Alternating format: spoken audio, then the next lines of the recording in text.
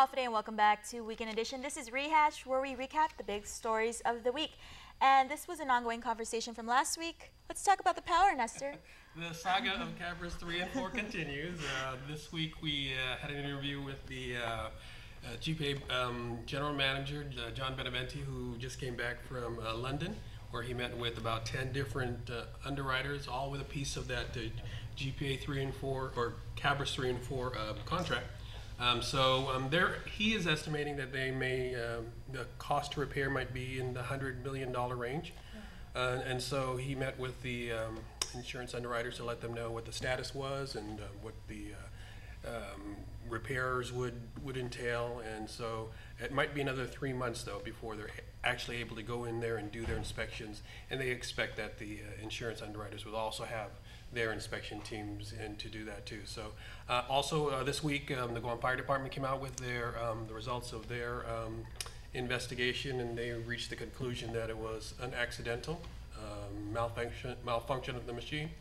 And so that's going to be part of the record as well. So and a lot going on, and of course today, or this on Friday, there was the specter again of load shedding, because a couple of other machines, actually the same machines that went down previously, also came down today for repair and maintenance. So well, better maintenance than another fire explosion. Yeah. Okay, so myself, I covered two traffic-related fatalities. One in Assen, and it was a man crossing the road. Then there was a second one in Jonya. As you go to Leo Palace Resort, it was a car collided with a bus. That was one fatality. A male, elderly man passed away. And then also this week was the buzz was all about death investigations. I was at the scene on Thursday afternoon. We saw the yellow police tape. That's usually a sign that something's up. We were able to confirm it was a death investigation, and the woman in the home was actually found last week, and she was found in her bedroom dead. And she was already decomposing. She was identified as 53-year-old Linda Saisong. It was along White Sengsung in Dededo. They're trying to find out if foul play was involved. She lives alone, or she lives with her brother, I'm sorry. She lives with her brother in that house, and he has a separate entrance to the house. When I was there on the scene, I saw investigators on the roof. I was like, what are they doing on the roof? I saw them digging through trash cans and also like looking at a side entrance of the house. I tried to talk to neighbors. No one really wanted to talk to me. And also on Thursday, a death investigation was launched for a Barragata man. 46-year-old Toskachu Abbott. Actually, he was the medical examiner. I talked to him this week, and he says this man was hit to death with a crowbar, and that someone stepped forward and confessed to the crime. So we'll see how that plays out. And more, I guess, almost depressing news from Issa. Well, it's definitely not that bad. It's not as bad as that. But the buzz this week in education has been all about Simon Sanchez High School. So responding to public concerns over the health and safety issues at the school, the Department of Public Health and Social Services actually conducted an inspection at the school that began Monday and it still hasn't really come to a close. I think they're still processing the results now.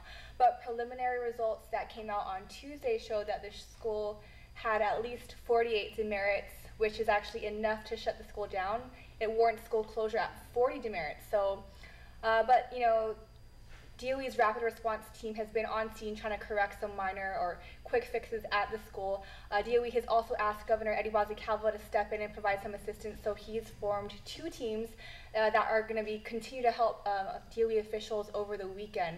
So today, according to Director James Gillen, he said Simon Sanchez High School is expected to open on Monday morning, but that depends on the progress over the weekend. So we'll see how that goes.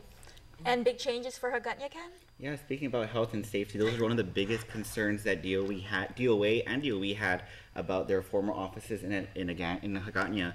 And this week, they finally started the demolition of the Manuel F. L. Guerrero Administration Building, as many know where DOE and DOA used to be.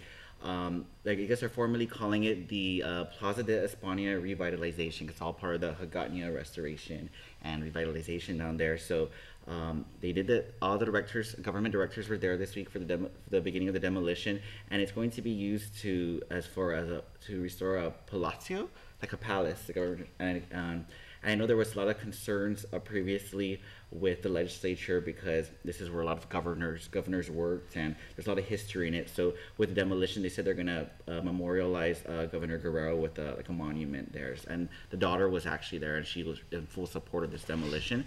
And along with the Palazzo, they might put some government offices. So the full demolition is supposed to be completed by December 23rd. And hopefully in time for FestPac, everything will be clear. Awesome.